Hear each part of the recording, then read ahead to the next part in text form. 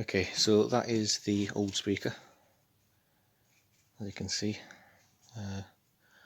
They're actually pretty decent quality, they're pretty heavy anyway. Try and turn it around so you can see the back of it.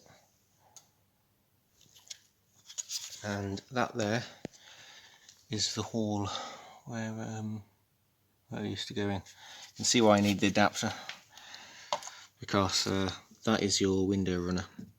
So there's really not much depth. So yeah, that's the adapter, and they basically will screw on pretty much like that, and then your new speaker screws onto this. But now what I need to do is remove the bits of the rivets, which you can see there, so it's a nice clean hole. And then what I'll do is, if I've got the right size riv nuts, I'll pop those in. If not, I'll just use some nuts and bolts. Something else that we'll do is put a bead of sealant around here as well, because you notice the old speaker has foam on it, and it just stops any vibrations. And that's the wiring plug there, which you can see that basically just plugs into there like that. So yeah, that'll plug in, and yeah, then we'll have better quality sound, which will be nice. Okay, so that is the adapter fitted, as you can see. Basically I hadn't got any riv nuts, so I just used nuts and bolts, which you can almost see just through the inside there. See the screw there with the locking washer on it.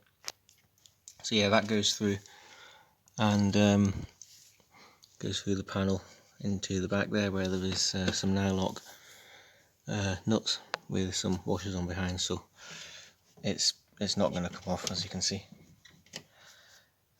Next job is to fit the speaker, so I'll just show you how it will fit in again. I should also say I did also put sealant around, as you can maybe just see in there, and that just stops any vibrations.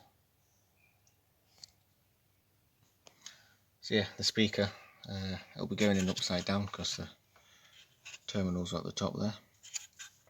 Well, they're at the bottom of the speaker, and yeah, this will connect into the adapter, and these wires here will basically go through there, through that little notch there, and into the void where the speaker sits. The speaker, which has now got a screw stuck to it, that will be going in like that. You can see there's holes that line up around the sides. Yeah, I'll get that centered, and that'll be this door done, and then onto the other one. So they're not too difficult to do, they're just quite fiddly, putting these adapter rings on. There's a bit of a knack to it, but it's doable. Okay, so that is the new speaker fitted, as you can see there. All the wiring's now taken care of. It fits quite well. It looks a bit weird, but luckily you don't see it. The adapter's in tight, sealant securing around the sides, which will, as I say, stops any rattles and anything like that. Yeah, not really much else to say. Does sound quite good. Sounds a lot better than the other one.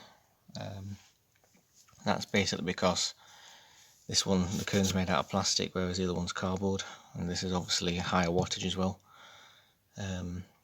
The wiring for the speaker is just tucked in just there, as you can see behind the main loom here. The reason it's tucked in like that is because it's lodged solid and it won't rattle. That wiring there is for the tweeter up here. Again, that's an upgraded unit as well. Yeah, everything's pretty tidy. Just need to put the dual card back on now and get on with the other side.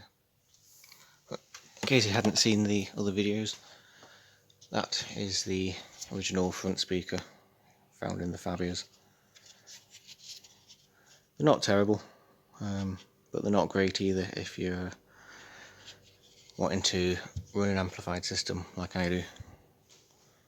That's actually the only reason I'm upgrading them.